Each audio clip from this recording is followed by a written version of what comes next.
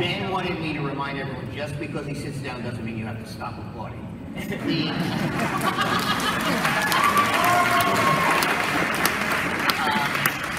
You know, what we're going to do is, I'm going to do my best to be absolutely quiet. These are two great people doing it. We flipped an imaginary coin backstage, and Ben won the imaginary coin toss, so he chose to lead off. Ben? Sure. So, I suppose the topic of this panel is whether to be pro-Trump or anti-Trump, except there's not a whole great diversity of view about that particular thing. Although I will give a shout out to all the fellows wearing the Make America Great Again hats. I'm sure we'll be tweeting momentarily that Sally is taller than I am, so that's very exciting. So, my view of Donald Trump, I've said this many times, my view of Donald Trump is that Donald Trump is a hammer in search of a nail. Sometimes he hits a nail, and what he does is glorious. Sometimes he hits a puppy or a baby, and then it's ugly. The reason that I cannot support Donald Trump in good conscience is twofold. One, I don't think that he will be a good president, but I will say that I think that there's an 80% likelihood he will be a better president than the worst person in America, Hillary Clinton.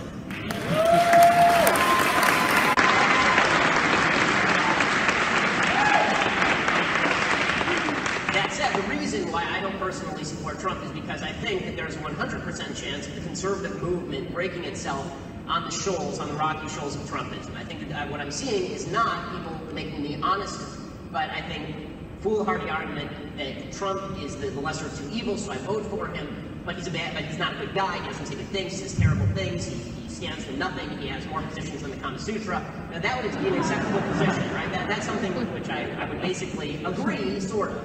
What I see is I see a lot of people who, in an effort to enthuse themselves about the election, have started to talk away all of the terrible things that Trump does and says and stands for, and pretend that he's an acceptable candidate because they need to feel good about voting for Donald Trump. Again, you want to vote for Trump as the lesser of two evils? I think that's acceptable. If you're saying that Donald Trump is a good candidate, or a good Republican, or a good conservative, or that he has any steady principles, or that he stands for the things you stand for, as opposed to standing for the things that he stands for, that I think is dangerous, and I think it undermines the very basis of the conservative movement. The analogy that I like to use to finish up here, so we brief, is that Barack Obama, in my view, took America toward a cliff. We were going at about 40 already toward a cliff. Obama put the pedal to the metal, now we're going 90 toward a cliff. Hillary would push the pedal further, she'd take us to 120. Trump might take us to only 100, but he'd also rip out the reverse gear. Because in my view, as a conservative, the only reverse gear, the only way to actually fix the country is to have a conservative president, a conservative Congress, who will minimize the size and scope of government, which ensures our freedom. Conservatism basically believes that government action is an obstacle to freedom. Leftism believes that freedom is an obstacle to government action. And so the Trump movement tends to not believe what conservatives believe. They actually believe in government action. They just believe that as long as they have their guy at the head of it, then that'll be okay, because they just need a big man who's going to run things. I object to that on an ideological level. And I think that if the conservative movement becomes the European populist far right, then every election cycle from here on in, we get an election between the far left and the European populist far right, and nowhere does the Constitution or individual liberty come in. Sally,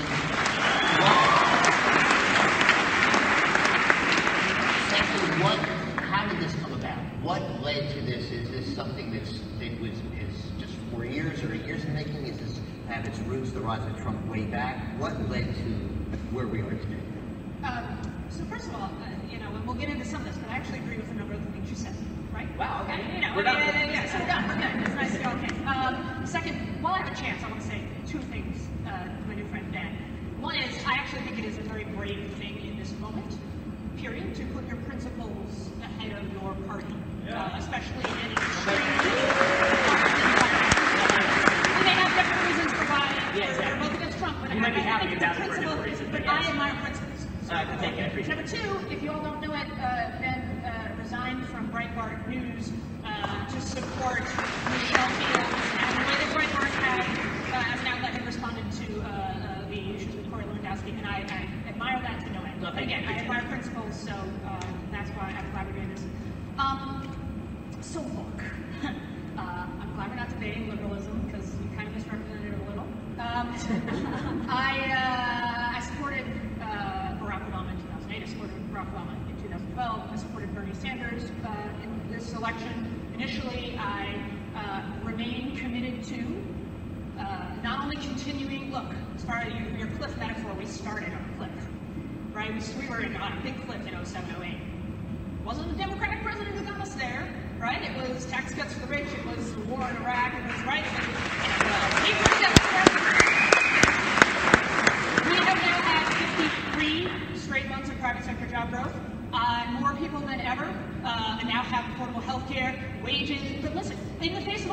think we still need to do more? Yes, we do. Wages are still stagnant. They were stagnant in 07. They're back out.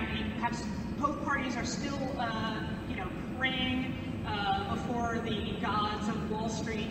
So I think we need major reform in this country that makes our political system actually accountable to working people.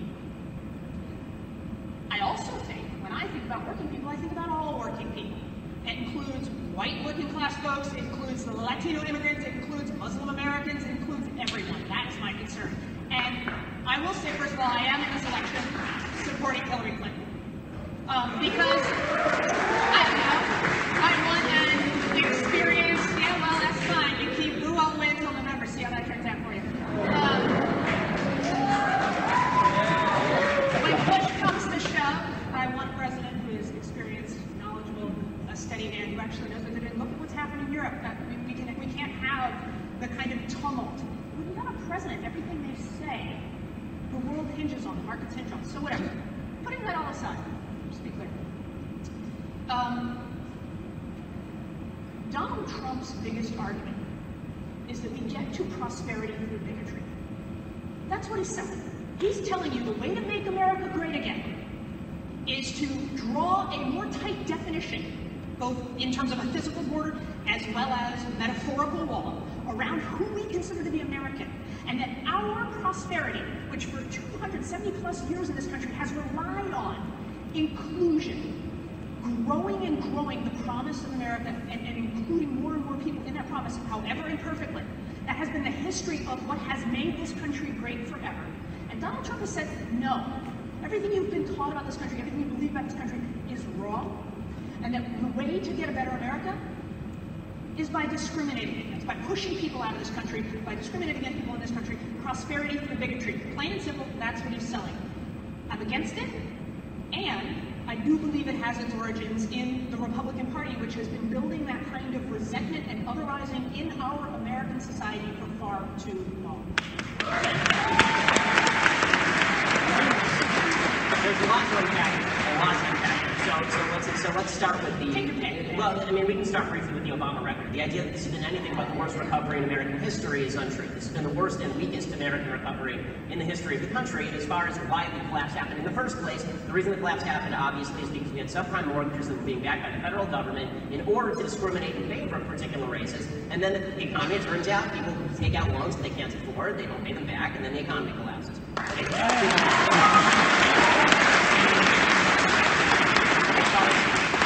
As far as Obamacare, my wife's a doctor, so I've got a personal stake in this, but the way that you increase health care for people is by increasing the supply, not by increasing the demand. Obamacare increases the demand and diminishes the supply.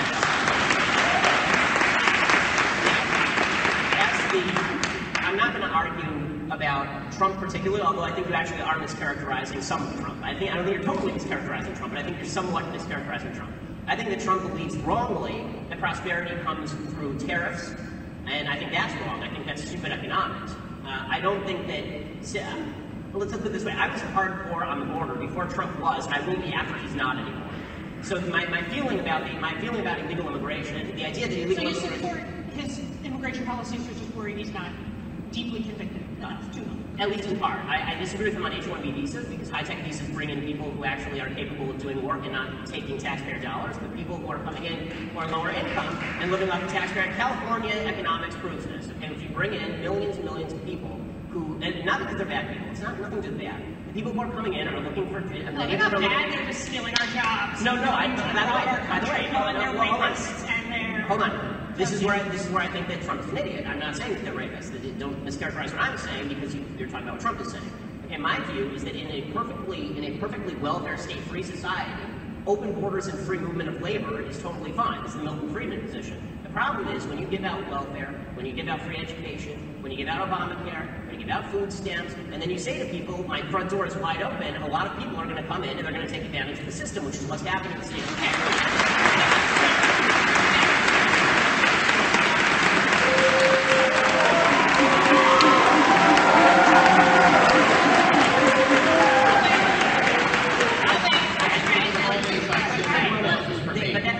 The argument that I'm making, you'll notice, has nothing to do with bigotry or the racist people coming across the border. No, conveniently not. Listen. What do you mean conveniently? Hold on a second. No, wait. I of all, it is a fascinating argument to me to see that, because, by the way, and I'm not accusing you, like, I'm not like saying, oh, and you, right? But I am talking about, well, I'm talking about a policy and a practice in our country. Look, we happen to have this anti-immigrant surge at this moment in our country. You know, and I don't know if you've been to other panels, but if you've been watching the conversation, this isn't about, it's like, oh, well, we had the Irish and Italian immigrants, those were good immigrants, right? They came and they didn't, right? And they worked hard and they were the good immigrants, but now they're bad immigrants, right? It's people talking about they don't like immigrants who are moving into their community, changing the culture of their community. This is very much connected to Donald Trump. Look, this is the point of the whole freaking debate, right? This isn't new, this doesn't start with Donald Trump. And you're right, you don't have to, you can rationalize it, you can rationalize it in policy, you can say, yes, this is about not giving away government benefits to immigrants, but guess what? Your party also is the party that wants to cut those benefits, so it becomes an illogical argument to say, well, hey, we want to cut the benefits, but the fact that we have the benefits is our argument for not letting people in this country. No, it's not illogical at all. I want to cut the benefits, and then if you won't cut the benefits, then people can't come in and take them for free. It is not illogical at all. In 2008,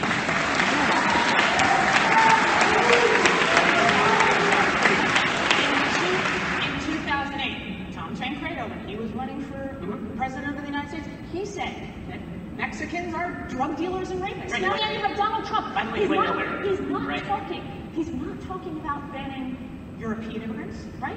He's talking about, we're not even talking about building a wall with Canada. Has anybody been to Canada recently? Well, okay, let's be fair. This is a very specific conversation. He is talking about making America great again by banning 30% of the world's population who are Muslims, and by rounding up and summarily deporting 11 million people who have come here to fill the same dreams that my ancestors came when we didn't have immigration policies. By the way, it's not like they got mine, there weren't mine. There were immigration policies back then. But my ancestors were white, so we didn't complain. They were They're not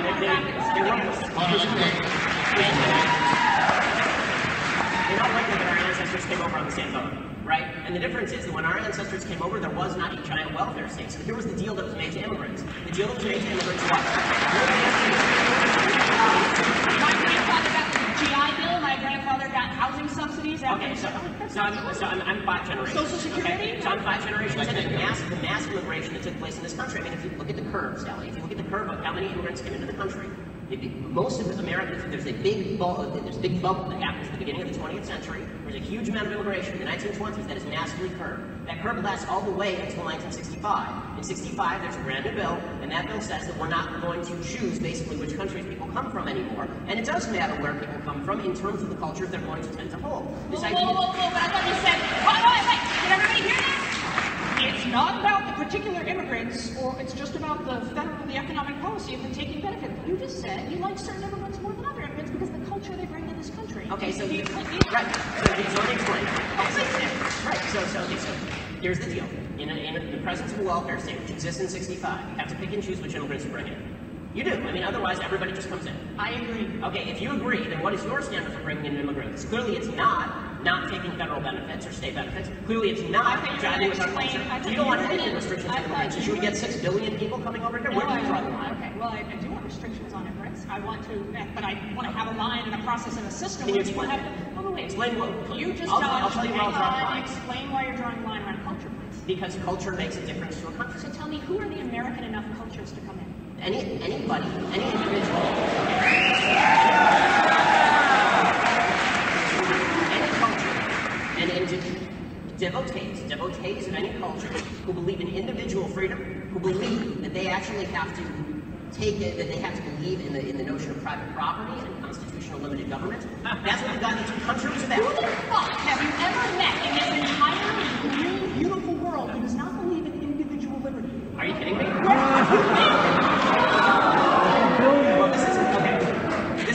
This is legitimately fully delusional. 99%.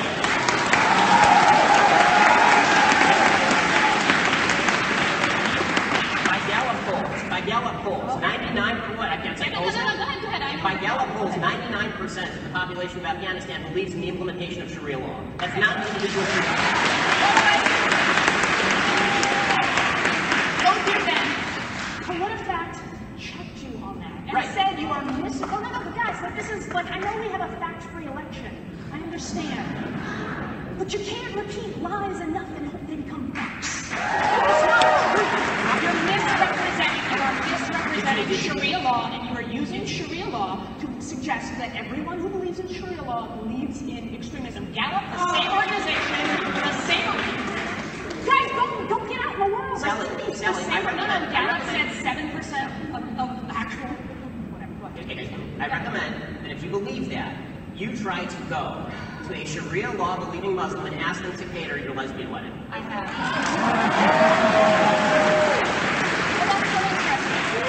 Wait, this is where it gets great. I love when the conservative right in this country that has been attacking gay rights and gay community and said that, well, you know, that faithful Christians, as part of their religion, shouldn't have to serve me a cake. Right. Right? Are now suggesting, right, but you support that. You have a double standard. I'm not pointing out your double standard. Yes, because you I think they should all have to make me a cake then. I know you do. Except. But you don't. You know, I believe nobody should have to make anybody a cake if they don't want to, because that's not free.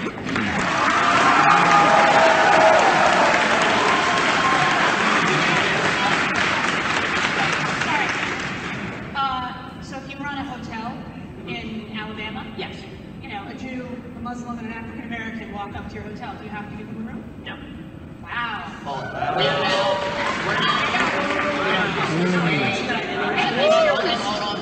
I want to get back. This is, by the way, really fun and really good. But I'm not very smart, and I want to understand in the end, since I've been wrong predicting every single thing about Donald Trump, how did we end up here with the Republican Party in a never-Trump situation? Many people. Yeah. Democrats mocking him in many ways, much as they actually did to Ronald Reagan back in 1980. The difference was that Reagan had been a conservative for 20 years. So, the question is, why are we where we are today in this political system, in this election? Having this happen and others rise? Then we can go back to the issue. Sure. Somebody please explain to me this basic thing. Okay, sorry, that's getting fun. But It's all fun. It's a blast. Okay, so my theory of why Donald Trump is rising is because Donald Trump is the reactionary right. He's not a consistent constitutional conservative. He's a reaction to the Obama era. And he's a reaction really to three things. He's a reaction to this feeling that the establishment doesn't care about normal people, and that the Republican Party has abandoned the normal conservative, and therefore, and the normal Republican, forget conservative, the normal person who's living in the heartland has been abandoned by this Republican Party that believes in a Wall Street brand of doing business, and so he's a reaction to he's an anti-establishment candidate in the same way that Bernie on the left is an anti-establishment candidate. He's also a reaction to political correctness, which is why Trump has this annoying habit of declaring everything stupid he says politically incorrect. Some of what he says is politically incorrect. Some of what he says is just being an asshole.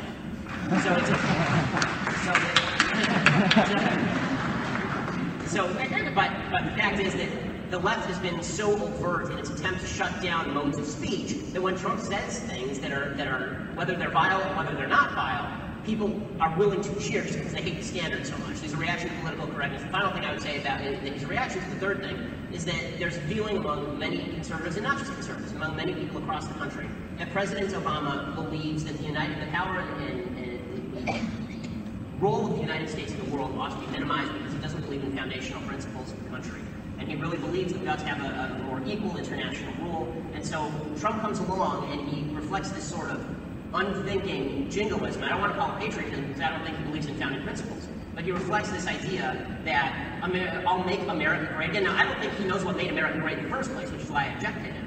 But I think that people who are embracing him are doing so because, okay, at least that guy is willing to stand in front of the American flag, right? At least this guy is willing to say, make America great again, whereas Barack Obama's only concerned with moving forward, or Hillary's only concerned about herself. So it's those three forces I think are driving.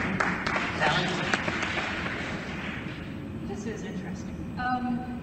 So first of all, I agree. The one thing I will agree on, I don't think Trump is a reaction. Here's the thing. I would say Trump is a Frankenstein's monster created by the Republican Party. Now, the one point I think we agree on is part of what he is an extension of is a Republican Party that has too long been elitist, pro-big business, pro-super-rich in its policies that has alienated broad swaths of this country. By the way, also true to some degree of the Democrats, worse the Republican side than the Democratic side, but that's one. There are four other factors that, yes, people go, oh, how did Donald Trump happen? So he wants to build a wall, and then Muslims, oh my gosh, how did we get to this kind of hateful guy? Well, we had a hateful party in this country for decades and decades and decades. Fourth thing,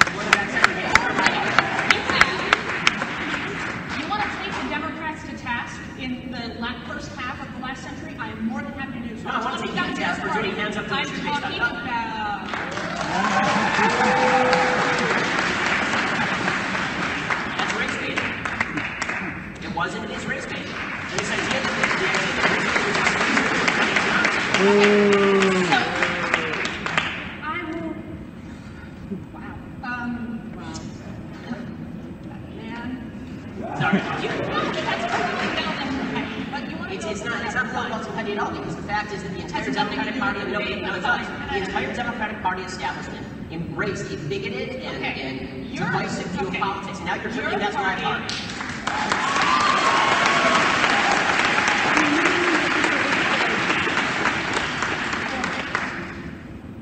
The Republican Party has, for the last several years, leading figures in your party demonized Muslims. Not just extremist radical Muslims, but all Muslims, such as when you draw an overly broad, factually incorrect argument to demonize all Muslims, or very large percentages of Muslims, such as when Michelle Bachmann said we should bomb Mecca. Okay? This is the Republican Party. This is not what happened under George W. Bush. It's what happened now. It is the reason, by the way, I don't even know why it's a slur, but in the Republican world it is a slur. It's the reason why it's still 53% of Republicans believe that Barack Obama is a Muslim. How can that be? So you want to talk about dating? Let's talk about dating on immigration reform. When John McCain ran for president, supported immigration reform. Your party has historically, Ronald Reagan supported immigration reform. Your party has traditionally understood that this country has been built by many of us. But now, you demonize immigrants, you call for cockroaches, you say, we're going to... Republicans have called for... listen, and let's talk about the common thing we do. We say illegals. We talk about people as illegals. Right. Dehumanizing. It is a different thing to say someone is here illegally than to say they're an illegal. They're not even a person anymore. I just turned them into a criminal class. That's nonsense. That's somebody commits a felony. Third, you want to talk about... You want to talk about, by the way, calling people felons is how we've also disenfranchised them and allowed them not to vote anymore because you dehumanized them.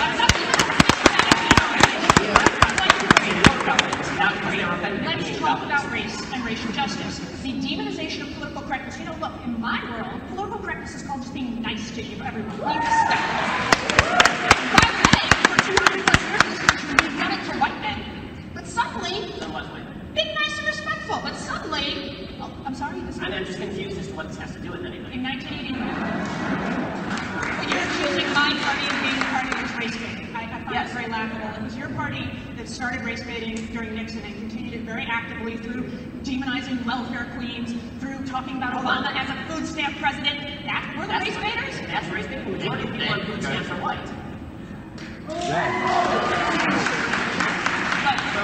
do you know that the demonization of people on welfare has been, you don't think it's a racialized conversation? I think that if I say that I object to people taking advantage of welfare, that has nothing to do with their race. You know that when you're asked people,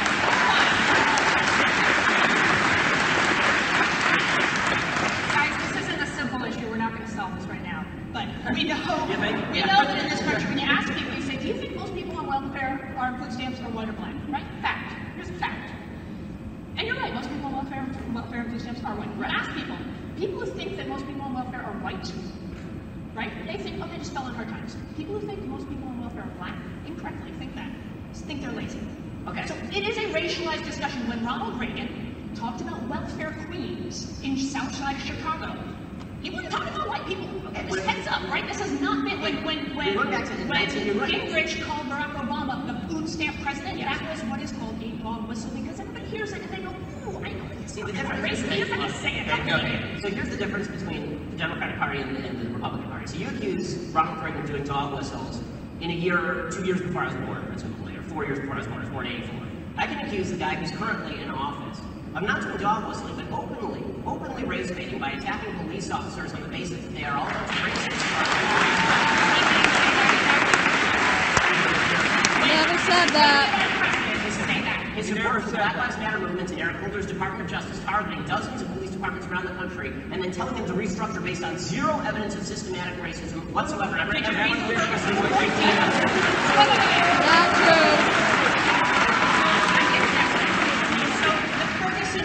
Yes. Which documented systematic patterns of people. Right, based on an incident that never happened. You don't believe that report. You think that report is bullshit. No, I read the report all the way through. What the report said is that it's a local government taking advantage of its citizens, just like local governments all over the country take advantage of their citizens, and the vast majority of citizens in Ferguson happen to be black.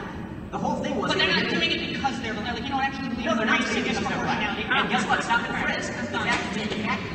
Here's a stop and frisk. The left believes that stop and frisk is racist because the vast majority of people are stopping Sally Guns, obviously. believes that the vast majority of people who are stopped and frisked are black and Hispanic. That's because the vast majority of people in New York City who actually commit gun crimes are black and Hispanic. I'm sorry, I can't do anything about that. Statistical regressions do we have to run? That's not true. Look, yes, that is 96% of all gun assailants in January to June 2008. 95% of all gun assailants in the city of New York are black or Hispanic. Guys, again, how many regressions do we have to run? Black and Latino folks are overrepresented in being pulled over, in being tried, in being sentenced, in being incarcerated again and again and again and again and again. Run those numbers. You don't believe it. No. You know why? The reason I don't believe that is because let's take disturbing. No, let's take speeding. Let's agree on facts. Let's how we have democracy when we can't. Right, because you don't care about them, and I do. So that's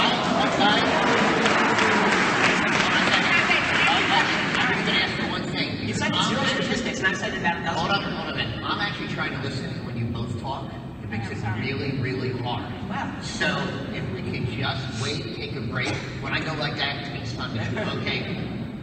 Then finish up and then go to second. Sure. So it is not anybody's fault that 50% of the murders in this country are committed by young black men. It's not the fault of the people who are putting them in prison that those people happen to be black. It's not the fault of the New Jersey Turnpike Police that they're pulling over 23% black men when they did a statistical analysis and found that 25% of the people speeding were black.